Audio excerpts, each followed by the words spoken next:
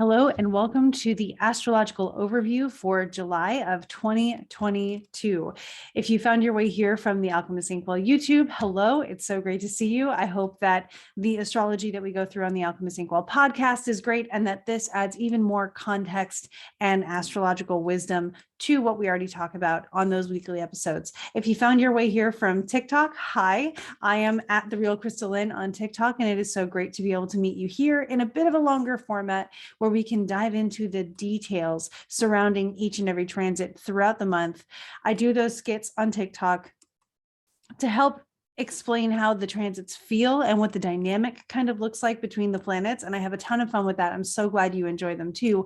This format is more of the right brain, or no, the left brain option of what the angles are, what they're doing, how that might look in a more mundane setting, and how you can use that energy in your personal life to be able to apply it and use it as almost like your little planetary daily planner to be able to see what the universe is doing, pick that up and move on with it and move aligned with it. So we're going to get started talking about July, which has a lot going on, but the cool thing is it's not feeling as punchy as other months. There's a lot of intrapersonal planets moving and being connected with the personal planets. So intrapersonal being the planets that are really far out there. This is basically anything past Saturn is considered intrapersonal. And that's because it moves so slowly that it takes portions of generations to be able to go through entire signs or to be able to make the effect that it's making. So it's really making landmarks in society as a whole.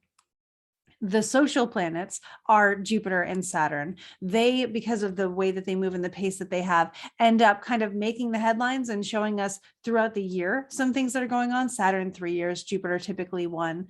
And then you have the personal planets, which is the sun, the moon, Mercury, Venus, Mars. All of those move a lot quicker, so we feel them a little bit more day to day. And when they connect with one of the outer planets, they make those themes feel a little bit more down to earth and a little bit more personal as well. And we are seeing some situations of that this month. So I will be able to explain to you kind of what that might look like in your day-to-day life as we go through July. Other notes about this month are that some of the days are really pulling double duty, where several aspects are coming together at the same time, or they're applying, and the energy of them is really a combo platter on one day, and then the aspects may perfect one after the other on days to come. So I'll explain those as we get to them as well. Just knowing that when all of the aspects are really charged up at the same time, that's when we're more likely to notice them. And then afterwards, they'll perfect and separate. And so even though the day might not be exact to the conjunction or the square or the opposition or the sextile or the trine, on the day where all of them are still really at play, it's the whole team on the field rather than one player. So we'll explain that as well. And this is really the beginning of the rest of the year. We had a dynamic beginning of the year. You might remember me using that word a lot in the earlier months of this year. And then from April into June, we had this period of kind of sitting and waiting and allowing things to settle from one thing, as now we are gearing up to head into something else. And this second half of this year is really interesting because it's really putting a bookend on the last couple of years that we've been in before we head into 2023, and especially in March or so of 2023, bringing in a lot of new starts, a lot of new beginnings for things that are kind of going to follow what's being wrapped up right now. So this is the beginning of the end of 2022. Believe it or not, I know we're like halfway through officially, but the months from here on out are really pulling weight and doing things and getting things done and getting things accomplished. And now we've seen throughout this whole year that there are really exciting and jovial and wonderful things that can come out of these transits. And conversely, because every coin does have two sides, there are some challenging things that come up as well.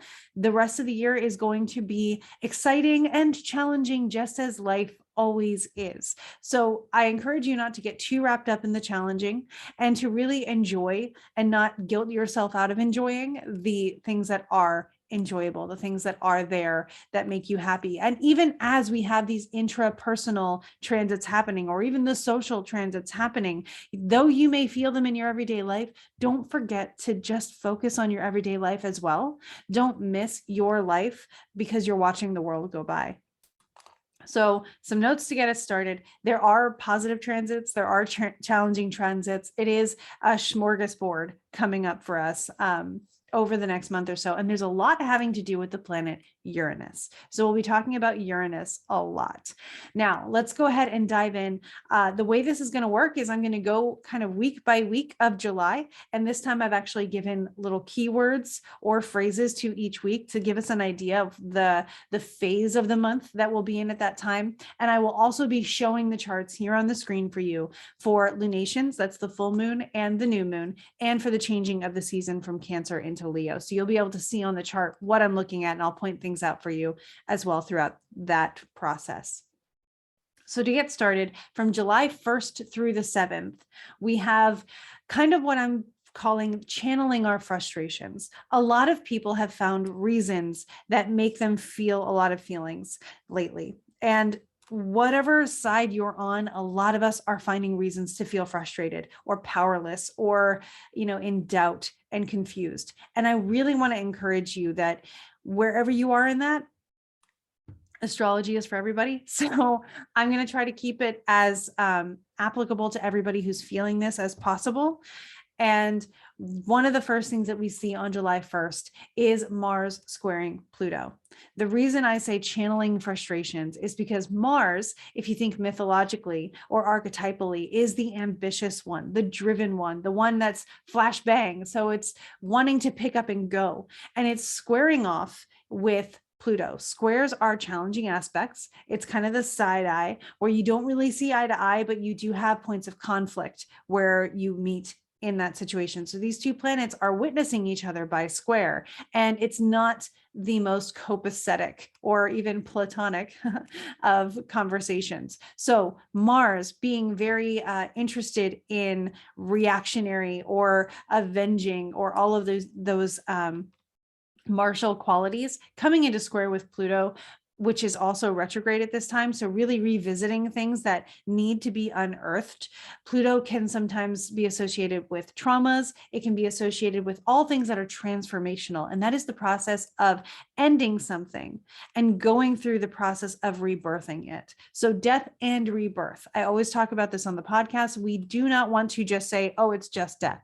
Pluto really does talk about death and rebirth and that cyclical process. So one of the things that is coming up around this is thinking about aggressive evolution. We are ready to evolve, likely from the inside out, taking outward actions that are really helping us understand what's going on within us, what's changing within us, what's important to us, what do we feel intensely, and how do we need to express that. So this is another situation where I've been talking about it as being refined through fire or trial by fire. When you get gold, you have gold, and that's great, but you refine gold through fire and it becomes pure gold. So this is the process of us going from the rough kind of gold into pure gold. And that's alchemy in a sense, right? So you want to give yourself the ability to lean into whatever transformational process you're going through right now. And that might bring some dense feelings. Let yourself feel what you need to feel. Let yourself speak what you need to speak to people that you can trust speaking it to. And then we will also be able to track kind of how this story is unfolding. Because this is a square and it is an opening square in the cycle between Mars and Pluto. This actually began on March 3rd when Mars, Pluto, and Venus were in conjunction in Capricorn. And things that began around that time are now unfolding and kind of reaching their first plot point in their story. So this was a time that we were noticing headlines associated with Ukraine, the committee that's been debating right now, and other things that might have been going on in your life around March 3rd may also be coming up, likely things that have to do with things that are happening on a larger scale as well. So just take those into consideration, check in with yourself. What was going on around that time? What were you feeling around that time? And what might you be revisiting now to take it to a new level and to really level it up and evolve it into something? This cycle, I know that sounds like, oh my gosh, March was not that long ago. Are we going to get punched over and over and over again by this? The answer is actually this cycle slows down a little bit after this because of retrogrades, both from Pluto and from Mars. The next situation regarding this, the next plot point, which would be the opposition being the next challenging plot point that might really show up, is end of May 2023, when Pluto will be retrograding back into will be retrograding from Aquarius to dip back into Capricorn. The way I wrote it in my notes didn't make sense. So it will be in Aquarius and dip back into Capricorn for its retrograde one final time. And we will notice that a lot of changes will have happened by then, and we'll be putting finishing touches on things to be able to move forward. So that's things to take into consideration as we look at this. It's a very charged up and activated transit. You can also use this to get a lot done, to do a lot of good exploration in your own belief work, and really just to accomplish a lot for yourself at this time. A lot of intense energy around that you can channel for good just as much for challenge. So that's how we kick off July. That's the first day of July. Then on the second, we move into Mercury trine a retrograde Saturn, and at the same time, squaring a retrograde Neptune. You'll notice we have some planets now, especially the further out ones that are retrograde at this point. That's not necessarily a bad thing. It's helping us slow our pace a little bit, which I think a lot of us kind of are welcoming at this point after having so many planets direct in the beginning of the year all at once. Now we're being able to take our time and say, okay, what happened? How do we feel about this? What do we want to do about it? And what does that action look like?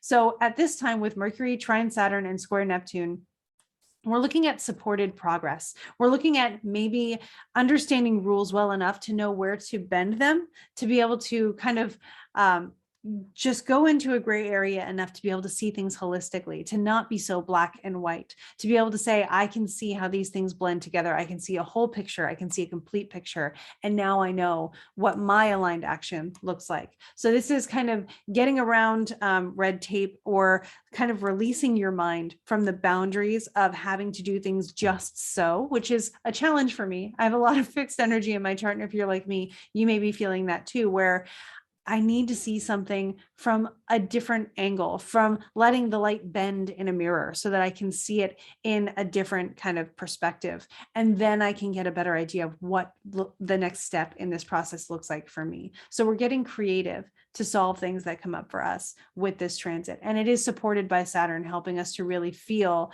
like I need to look at this differently. I'm feeling a little bit confused, but at least I can figure out my next step. And then we skip ahead to the 5th. So we have a couple days of rest. We skip ahead to July 5th, where Mercury and Mars both ingress into new signs at the same time in sextile with each other. So it's kind of like they hold hands and leap into the next sign at the same time. This is really cool to me as well, because Mercury is coming out of its domicile, which is Gemini, and moving into Cancer. And at the same time, Mars is coming out of its domicile, which is Aries, and moving into Taurus. So they're both just taking leaps out of their comfort zones and supporting each other at that same time. So things that we might notice is that a lot of these ramped up things that had been really profound and powerful while Mars was in Aries and while Mercury was in Gemini may turn down a little bit, simply because these two planets don't have quite as much oomph going for them. So it reminds me of when you take a speaker and you turn the volume down just a little bit, but they are supporting each other in this transition from one sign to another. And knowing that Mars on the 29th degree of Aries can be quite sparky is a great word.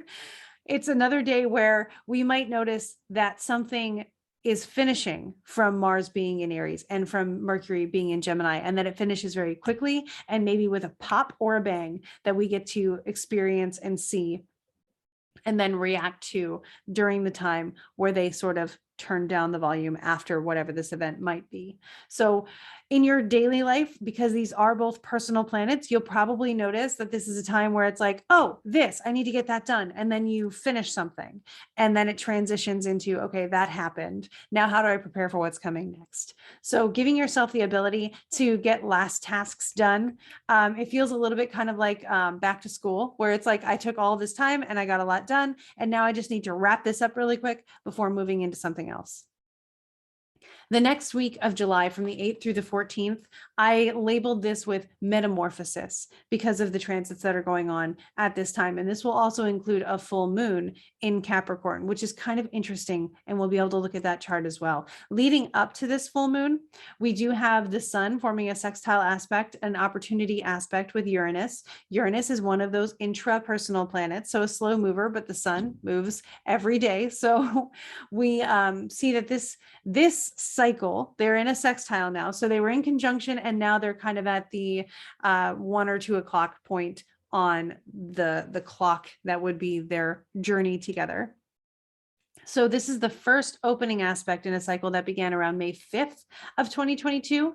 And right around that time, we were getting some information from the Supreme Court.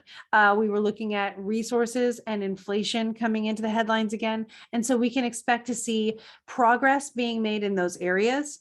And again, this is a subtle opportunity kind of thing. So it's support that is heading towards when we look at the sun trine Uranus, we might notice something easily and supportive coming through. So at this point, it's putting a little bit of elbow grease in and noticing opportunities and being able to take them that might support us in adapting to changes that kind of began and initiated back around May. So adapting and making it work in our favor and just letting things go sort of in a way that we can use them. Now we've seen what this is, we know what the tools are, we understand the situation, and now we can do something with it. So this is finding small ways to be the change if you have the energy. Remember, you need to honor your own energy the entire time. And at this point, the sun is still in Cancer. So we are really focusing on nurturing ourselves and understanding ourselves inside and out.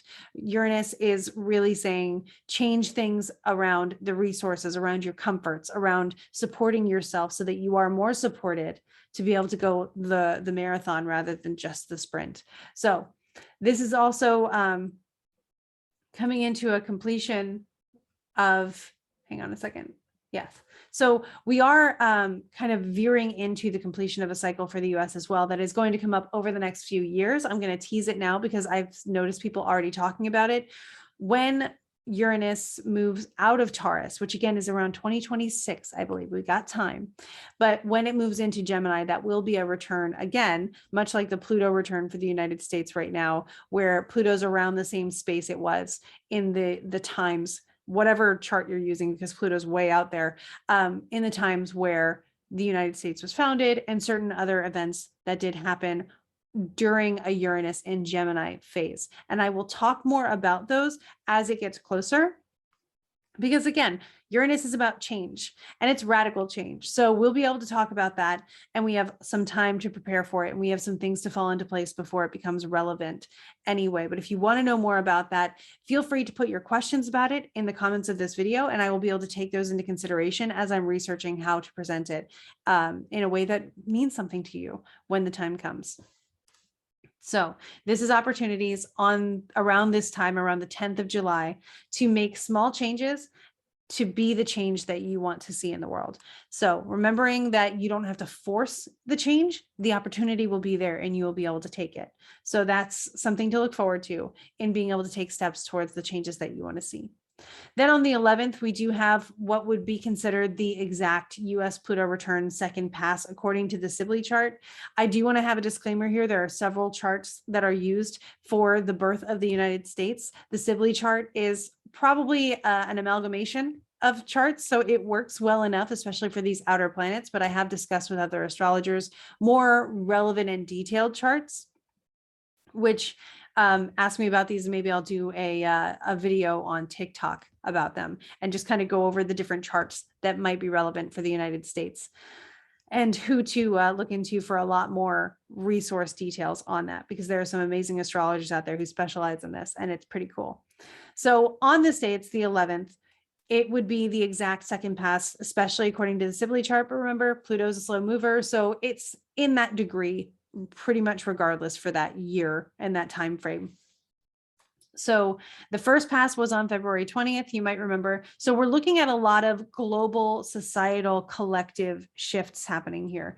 It's a revisiting of that same degree. So the things that were happening around that time, around February 20th, 2022, was the beginning of a lot of things going on in Europe, was the beginning of a lot of information coming up in the United States, but in a lot of democratic places, just overall, because the Declaration of Independence does outline democracy as a whole and has been adapted and used for a pretty interesting model of just democracy as a function.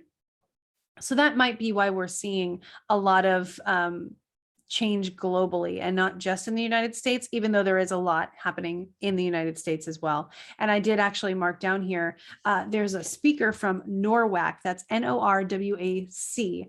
That was a conference that I attended in the end of May.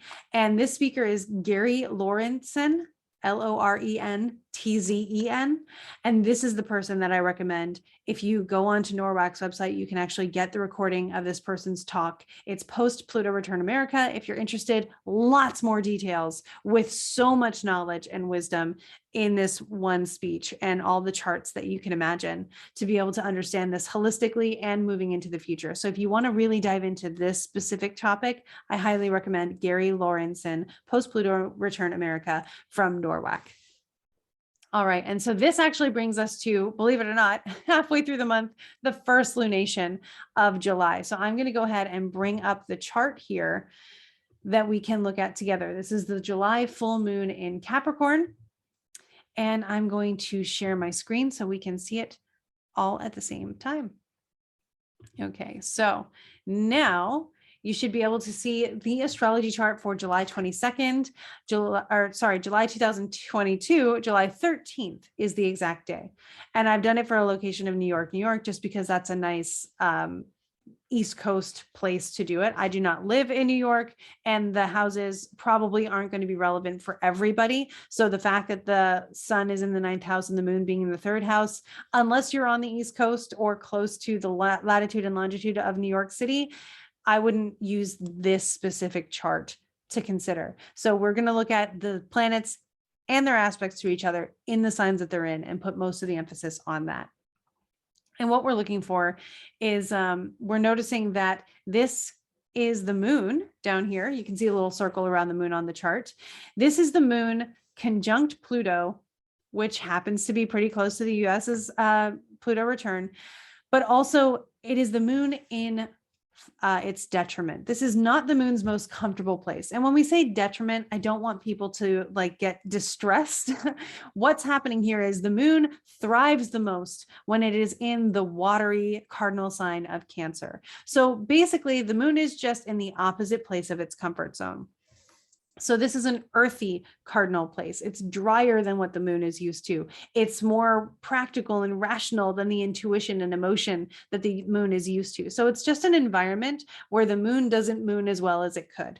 And so finding the moon in detriment at this full moon, it's filled with light, which is nice for the moon, but it is opposite the sun.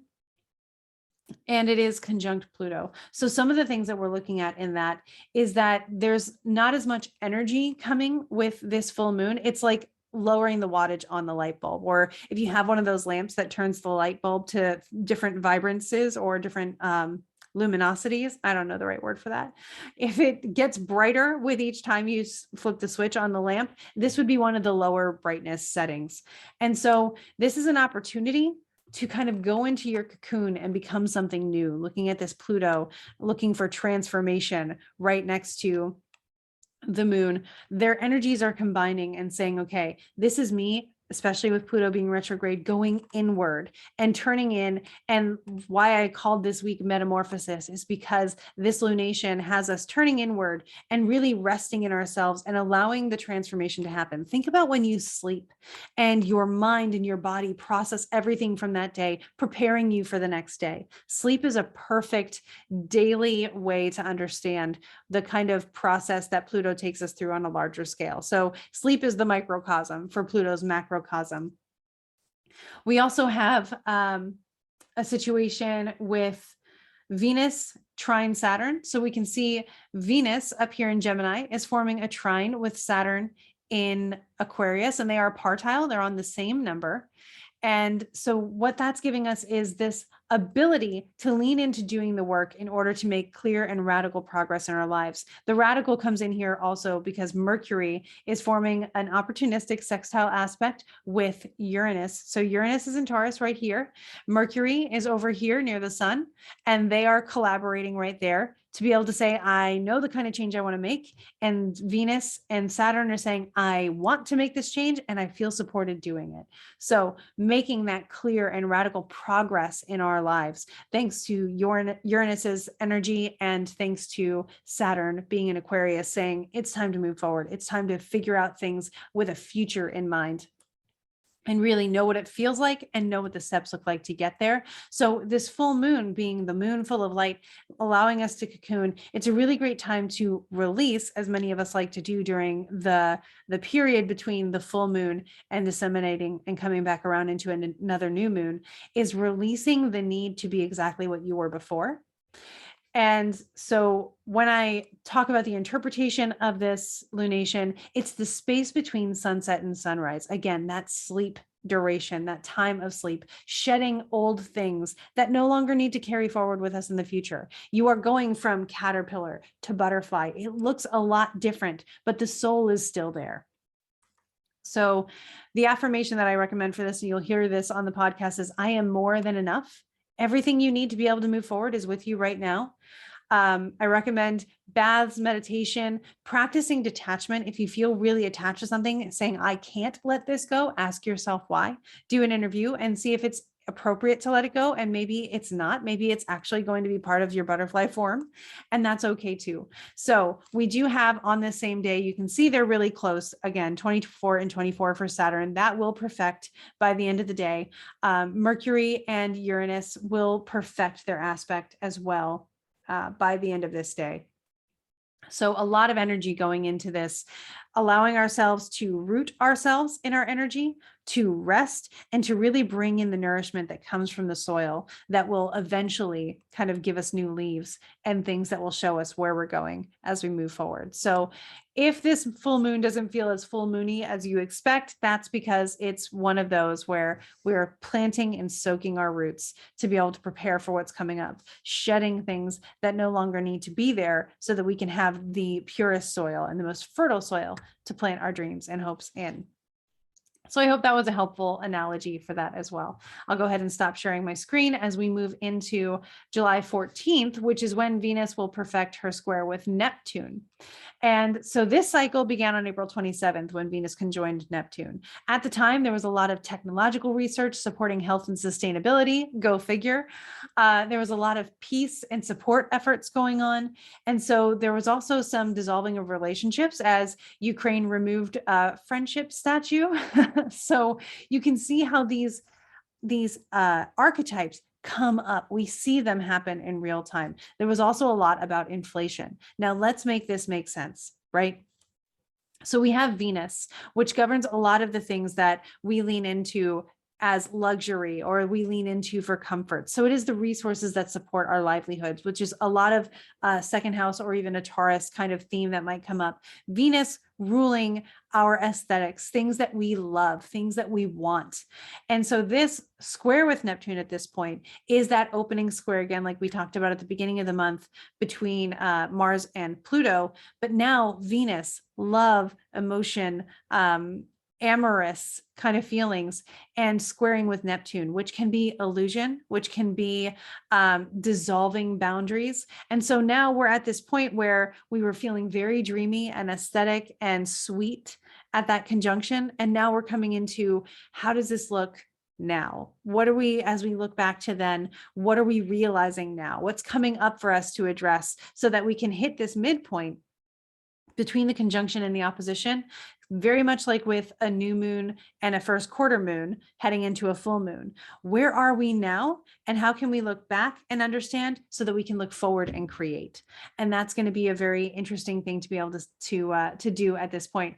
This is a very, because Neptune does create such a collective energy and Venus creates relationships so well, it reminds me, if any of my friends who are watching this are anime fans, the all for one and one for all in all the ways that might show up. So thinking about My Hero Academia, where the all for one and one for all powers become a theme. How are we doing things that make us a community? How are we creating relationships and fostering relationships to really unite ourselves as one among many, as one as part of a collective? And again, this may be felt in a personal life, but do keep in mind, it's not just on your shoulders to create this, but you have a part to play that will unfold naturally and that you will feel and be able to create naturally in your life. If you didn't know this aspect was happening, it would still happen and you would still be doing the right thing. So I don't want to put like pressure on you to do things, especially with Neptune involved. It's okay to not know what that looks like clearly, but to just follow what feels right and lean into that and to allow yourself to know what joy can do when it's guiding you. And then we move into the week of the 15th through the 21st. So we come into the second half of July. And at this point, I'm going to make sure I get myself situated with my charts so I can look at things properly. On the 16th, we have Mercury, which will be in superior conjunction to the Sun. So we have the inferior and the superior conjunctions for this, or exterior conjunctions. This basically just says we're halfway between retrogrades. So the next retrograde is actually not going to be until September 10th. So don't worry that another Mercury retrograde is on the horizon. We're halfway through. And at the same time, this cazimi between Mercury and the Sun will be opposite Pluto and trine the moon, which is also on Neptune on this day as well. So this is, again, that halfway point between retrogrades. So we're kind of taking stock again, much like that square aspect between two phases of a cycle. And this might, because of the combination energy between the moon, Neptune, Mercury being in the heart of the sun, this is a time for vivid, stark daydreams, understanding like the visions that we have and what they look like. That could bring a lot of clarity into something that you are giving yourself foresight into, dreaming into. So you also might have sudden breakthroughs in how you want to feel different or feel better. Then we move on to the 17th, and that is when Mercury and the Sun, still hanging out together, will trine Neptune. And so that perfects on this day. And this is, again, the same day that Venus will ingress into Cancer. So Venus, who has been in Gemini this entire time, will now move into Cancer. And so we have this as a rollover from the previous day, and the next few days kind of play off of that combo platter that I mentioned on the 16th. But this is Venus coming into Cancer now, really bringing in a new flavor. And I have sublime or obscure visions, depending on how Neptune interacts in your life. Both are possible. Both might even happen at the same time. But this is a really great day to just picture what would happen if nothing were an obstacle. What if nothing were an obstacle or nothing else had to be a factor and there were no conditions? If you had unconditional love, what would that look like? Unconditional opportunity to pursue what you want and do what you love to do. What would that look like? This is a fantastic opportunity to really lean into that, what it feels like, what it looks like, and how you might be able to begin that process for yourself now. Then on the next day, we have the perfection of Mercury opposite Pluto. So we might notice some things going on with decisions in emotional areas because Mercury is in the later part of Cancer for this. So Mercury is feeling a little bit emotional. Mercury's in their feelings, and they're opposite Pluto. Pluto asking for this transformation, asking for this metamorphosis to happen. So if I'm feeling something and I don't like it, what will it take for me to get to where I want to be again? Trying something new that feels right, knowing what we don't want, being a part of knowing what we do want. So I know that this isn't what I want. So on the flip side of that, what does that tell me I might want? What does that tell me I might prefer? How can I make a decision based on what I know I don't want to feel that will lead me towards a clear understanding of what I do want to feel? Or how does what I want to feel show up when I think about that in actual life? And what kind of feelings can I lead into? What kind of changes can I make that will take me closer to transforming my life for the better, for how I want to be feeling? Then on the 19th, we have the sun perfecting its opposition with Pluto, and Mercury will actually be going into Leo on this day. So this is kind of confirming the decisions you made yesterday at this point. So the decisions that may have come up around the 18th, Mercury is now out of the feelings. It's now out of Cancer. It's moving into confidence and fixed Leo, saying, this is what I now know I want, and this is the path that's going to get me there, and I am shining the light all the way there. The sun is close behind, getting ready to come into domicile into Leo, which is going to be an interesting time, which we'll be talking about right up next. So this is confirmation of decisions that you made yesterday. You might get validation, and it's a great time to ask for validation, saying, hey, this is what I feel like I should be doing. Show me if this is the right thing. Give me an obvious sign that this is the path and the choice that I'm making. And so this is kind of doubling down with Mercury ingressing into the sun's sign, doubling down on the sun being opposite Pluto, really drawing that energy in. It's a time for confident words and connections, and knowing that the path ahead of you is lit up and ready for you to walk on it. And all you have to do is decide that, yes, I'm ready to begin. And then the sun will move in on the 22nd into Leo to really get us started on that season. So we get to now start on Leo season, which I'm going to bring up on our chart. And I'm so excited. I think I actually finally found a way to make these charts go smoothly, so I get to stall or delay a little bit less as I'm working these out for you guys. So I'm going to share my screen again so that you can see the chart for Leo season. All right. And this is kind of fun, just fun. Leo season begins on July 22nd, 2022. I think that's pretty neat, simply because 22 is my favorite number. So Leo season, if you're someone who's really interested, where I am, you can see, here's another example of this. Leo season begins officially at 4:07 p.m. in this chart. And in another chart where I did it from my location, it's actually beginning exactly at 5 p.m. So the difference can be very interesting when you look at where you are and when the sun is actually rising, or when the sun is actually moving in relation to where you're at. So I hope that makes sense. Just knowing that, again, the house numbers here aren't as relevant unless you actually do live in New York, in which case, here you go. This is exactly the moment. But as a sort of birth chart for this year's Leo season, we do have the sun now at 0 degrees in Leo. And so we're looking at a lot going on with the sun being in domicile. This is the hot days of summer. This is getting into the peak of summer for us.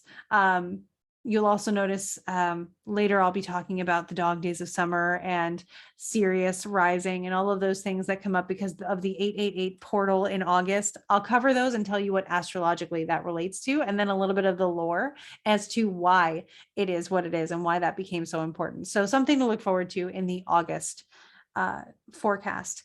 But right now, what we're looking at is the sun conjunct Mercury, and they are both square Mars at this point too. It's a little bit wide for the sun, but Mercury is kind of coming into that square with Mars, and Uranus and Mars are coming together down here as well. So that's going to be an interesting energy that we will notice perfects later on too. So thinking about how these energies are combining and what we might see in Leo season overall is that there's this radical and ambitious shift in leadership styles. So in your life, what this might look like is taking a new approach out of confidence that you've gained over things that you've learned over probably the last year, and stepping out and saying, I know what I'm doing, and I feel confident being able to say that I can help you in whatever it is that I'm helping you with. So I feel confident in being an example in what I'm showing people how to do.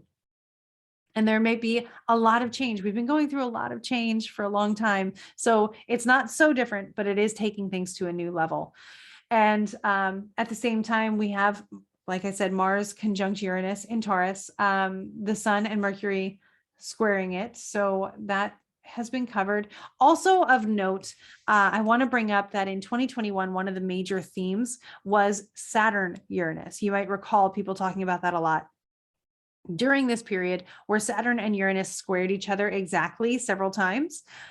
We did notice the rise of the supply chain situations. Lately, we've been noticing that kind of coming up for a reprise a little bit. And so this is a great example of how retrogrades can bring up things again to be finalized or to be given attention one last time before they resolve. So what you'll notice is Saturn is at 23 degrees here in Aquarius, and Uranus is at 18. And you'll notice we do have this red line coming in because they are kind of pushing against each other a little bit in the sky. And so we have been noticing some more supply chain questions and concerns and topics coming up. They will not perfect this time. They're just going to get closer, and then Saturn will go direct and Uranus is going to do what Uranus does in retrograde, and they don't actually hit the same degree again. But we are noticing those themes as they're kind of drawing together again. Those themes are coming up to be addressed and resolved. So this season puts a spotlight on how we choose to step up and shine our light, and both individually and collectively. Again, this is for the whole season. We do have some intra-personal planets coming into play. And it also is quite personal with these guys coming in as well with Mercury and Mars. So we're noticing that we are willing to understand ourselves, to be able to lead by example, which is a big thing that I think Leos don't get enough credit for, is that they love leadership because they want to prove that they are prepared to be an example for people, to be helpful, to be of service in that way by being the first one to step into the darkness and light it up, being as the sun does. So true colors may be tested, and opportunities for who we really are might come up to shine through. And we may notice these opportunities come up through challenges, and we rise to meet those challenges. So an affirmation, if you're interested, is I know myself, my worth, my values, and I use them to light the path for myself and others through self-love and by example. It's very important. Leo really does understand how to master and pursue that self-love, understanding self in order to be able to love.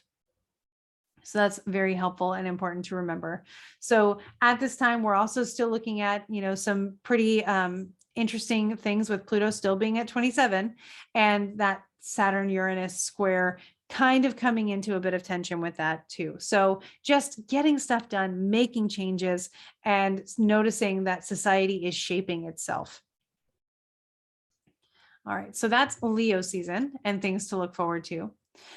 Now we move into just the very next day, we will actually have Mercury trine Jupiter. So Mercury at 8 degrees Leo will trine Jupiter at 8 degrees Aries. So very fiery, a lot of energy of gumption and forward motion coming in with this. This is a time for really big ideas and having the willpower and the motivation to do them almost as an impulse. You just know it's the right thing to do and you go for it and it works out. So if you've ever followed your intuition or followed your gut and you notice that it works out for you, this is a really great day to play with that. And I say play because, again, Leo is a very playful sign. It's a sign of vibrance, exuberance, and getting into the passion of life as well. So following that a little bit on this at this time might be helpful too. All right, and then the very next day, no, 2 days later, on the 25th of July, we have Venus squaring Jupiter. So we just had a lot of fun with Mercury trine Jupiter. Now we're coming in for the ethics check. Venus being very fair, coming in and saying, okay, was there too much? Did we go too far? Are my actions aligning with my values? And does this feel right? So it's definitely just saying we're having a good time, and hopefully, and what I would expect, especially for people who are watching this video and are trying to move in alignment and are focused on being in alignment with things and being wonderful human beings, because I adore all of you. This is a time of just saying, does this feel right? Is this what I want to be doing? Cool. Like just a check-in with yourself, saying pit stop. Yep, this is good. Tuning up what needs to be tuned up, and then moving forward again. And then on the 26th, we come into Mercury square Mars, which is conjunct Uranus at this point. So we're being influenced a lot by this sense of pressure, a pressure to decide, and it may catch us off guard where suddenly we need to make a decision. And so just know that this is part of a cycle, right? We talk about cycles in astrology a lot. So if this comes up for you and you're like, oh, wow, I feel all of a sudden like pressured to make a decision, know that everything before this has prepared you to make the decision. Just because you didn't see it coming necessarily the way that it's come up doesn't mean you aren't ready for it. So there might be a surprise, something that comes up and you notice, okay, this is a time where I want to make a decision. I feel like I'm prepared for it and I'm just ready to take the leap. And that will be something that comes up for you. Again, it might even be a topic where you're making a decision in a leadership role as an example for others around you. And that's something you can keep in mind as the ethics check in making your decision is, does this support me? Does it support who I am? Does it align with who I am? And is it supportive for others around me as well? Am I doing no harm, so to speak? And then we wind down the month coming into the 28th, which is actually going to be showing us the Leo new moon. So we have our new moon in Leo, which I will share the screen for right now. Astro Gold. If anybody's interested, the program I do use is called Astro Gold, and it's a really great, wonderful program. I highly recommend it. So on this day, we still have Leo season for some reason. So you're going to get to see how I swap things around, swapping 1 and 4 to bring it around here for the Leo new moon. There you go. So that's a little bit of a tutorial on how Astro Gold works. So with the Leo new moon on July 28th, 2022, if you're on the East Coast in Eastern time, that's around 1:54 p.m. Eastern time that this new moon will be going exact. And you can see it here right at 5 degrees Leo with Mercury right there. And it's pretty much in the middle of the sky at this point. So again, for the East Coast, it'll be directly above us. You're not going to see the moon because it's being blotted out by the sun. That's what happens during a new moon. So what we're going to see for this one, sorry, I just needed to take a breath there. What we see is that the sun is in his own domicile, the sun in Leo, strong and blazing and bright, also receiving this trine from benefic Jupiter, even during the day for many of us. So that is a lot of beneficial energy. I hope you just heard my dog make a moan like he's already over me talking about astrology, but that's okay. So we have this expansion of the self, remembering that the sun is our self-expression. We use the sun signs in astrology a lot. It's part of our purpose, part of our drive, part of where our energy comes from. The sun creates all light and allows us that energy that we create and then use and hone into our individual expressions. So now Jupiter from Aries is saying, yeah, make that bigger. Go big, be who you are, be exuberant, and expand on who you feel you are. This is a fantastic day to lean into just loving being who you are. We also have at this time Saturn squaring Uranus a little bit right there. So you have Saturn down here at 23, Uranus up there at 28, or at 18. Uranus is really approaching that north node at this point. They're less than a degree apart, not quite partile yet, but it is something of note. We also have Mars really close to Uranus. We have, we have Saturn, Uranus, Mars, Uranus. Mercury is also interacting with Uranus by square here, and even in this chart is culminating. So you've got a lot of stuff playing in Uranus's chord, a lot of connections happening with Uranus. And on this day, you can actually see with Jupiter being trine the sun in Jupiter's phase, that actually means Jupiter is preparing to go retrograde, which it will do on this day. So Jupiter is actually stationary. It's not moving in our perspective at this point. It is preparing to go retrograde. So all of that combination energy saying, hey, this moment's a big one. Be who you are in a very big way. And just know that may be radically different than what it might have been before. There may be some surprises brewing at this point. So this new moon is going to be starting a lot of new things that maybe don't look at all like we would have expected, but know that a surprise can be a jump scare, but it can also be very pleasant. And so one way or another, and probably both ways, I really like to emphasize this. In some areas of our lives, we may see a surprise. In other areas of life, we may see something that we were not expecting and a little bit caught off guard by, but that's okay. We even have at the same time, Mercury is at a pretty crucial point in its phase as well, coming into its evening rise. So Mercury is very pivotal in this energy, and it is opposite Saturn at this time as well. So a lot of the planets coming in and saying, hey, something important is happening. Some kind of moment is being marked here. And I wouldn't try understanding what it's going to look like. This is where the world is like, hey, I'm changing. Just watch and roll with me. and especially for this being a new moon.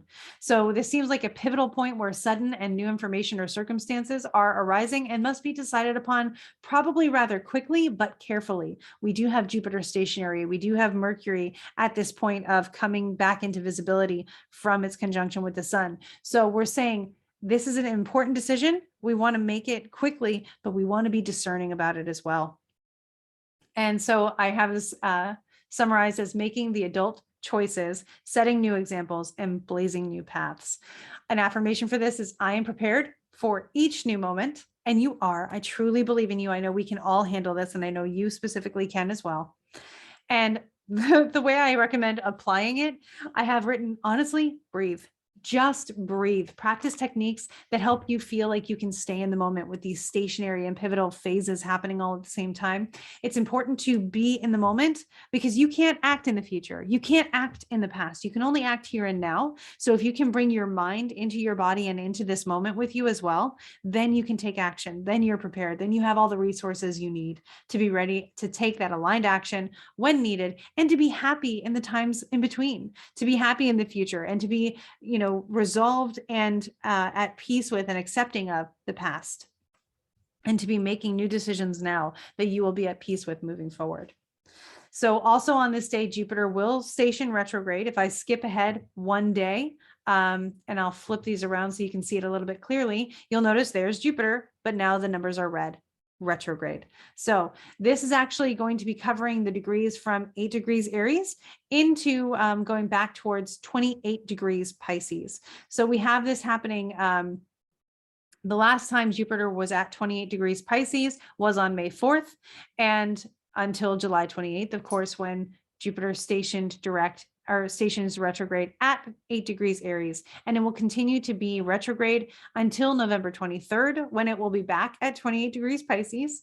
And then it will retrace those steps one more time through February 14th, Valentine's Day of 2023, really carrying us into that time of a lot of shifts happening in the sky. So we're revisiting and revising a lot of social expansion. A lot of things have gotten big. Remember, we talked in May about the go big or go home. We went big, and now we're returning home. We're covering it again. We're going over it one more time to say, okay, how big was big enough? Is there anything we want to fine tune? There was a lot of things going on with government and court hearings during this time. We may notice that on a societal scale. Themes of the last few months are being replayed, revisited, and just set to rest in a way that is sustainable to move forward, especially in the areas of your life. If you're looking at this in your personal life, you may notice some things again since May 4th, particularly in the house that is ruled by Pisces and Aries in your chart. Those things may be noticing stuff coming up with this Jupiter retrograde. But again, it's a slow mover. It's more of a social scale. So unless it's aspecting something in your chart, you may not notice it as overtly. So there's really nothing to be too concerned about. If something did come up, now you know you're getting closure and resolution for that as well. So it's kind of something that I personally look forward to retrogrades. Even though they bring up stuff again, at least I know it's being addressed. All right. So on this day, we also notice that Mercury will perfect the square with Uranus during that new moon time. So again, with the changes and surprises being a little bit unpredictable, those two, but nothing you can't handle. And then this comes to actually our last transit of the month, which is Mercury opposite Saturn. It will perfect this day. And so we'll notice that as Mercury approaches Saturn on this day, the sun will still be trine Jupiter, which we still consider pretty stationary. It's still on the same degree. And Uranus will be conjunct the North Node and Mars at this time. So there's a lot of, like I said, beginning the Leo season, a lot of unearthing things, upheaving things in order to get them right. So taking our structures and saying, okay, this structure, it's a great template, it's great inspiration, but now we're going to do something different using the experience it gave us to do something better for the future. So there may be some negotiations happening. There may be some people being a little bit more confident than the situation calls for and trying to make something sound really good, even though it's going to take some more time to figure out and it's still in process. So putting on a brave face for a lot of change that's going on. And there may be some decisions that are being made publicly. And, Uranus coming into play here on the North Node, it's just some big change it's always going to have happened, and we are going to see it happen, and we'll just be able to kind of go on the roller coaster with it. And if you feel like letting your voice out and screaming in choosing excitement, or even just in letting yourself express whatever you're feeling at this time, I don't want to sugarcoat, but I also don't want to fearmonger. Just knowing that this time is something unexpected, and that's okay. We've seen Uranus through Taurus since about 2018. We know what's been coming up. And so this might just give us inspiration, a eureka moment, and some kind of pivotal moment that takes us further and actually leaps us and bounds us ahead. So it is forward motion. It is something that's going to take us to where we're going. And it just might be a little bit more of a jolt than what we might be used to. And that's okay. You're going to be fine. You are here, you have purpose, you have meaning, and you are doing something spectacular with your time, your space, and your energy in this life. And I believe that for you. So with that, that is July, which is very activated and very activating. Know that all of these energies not only are creating situations around you, but they are creating you in the way that you are reacting and acting and being proactive with these situations. They are your training montage. They are creating the hero that you are capable of being, and they're showing you what you're capable of in what comes up around you personally. So I know that you are incredible. I know that you're powerful. I know that you're strong, and I know that you are going to thrive in the best of ways.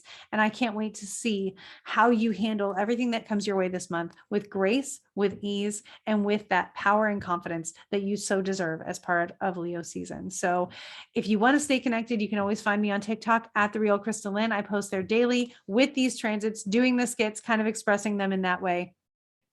And you can, of course, always tune into the Alchemist Inkwell YouTube channel or the podcast to see Emily and myself doing things and speaking to whatever's relevant in the moment in those podcast episodes. We'll look forward to seeing you there. Have a happy July.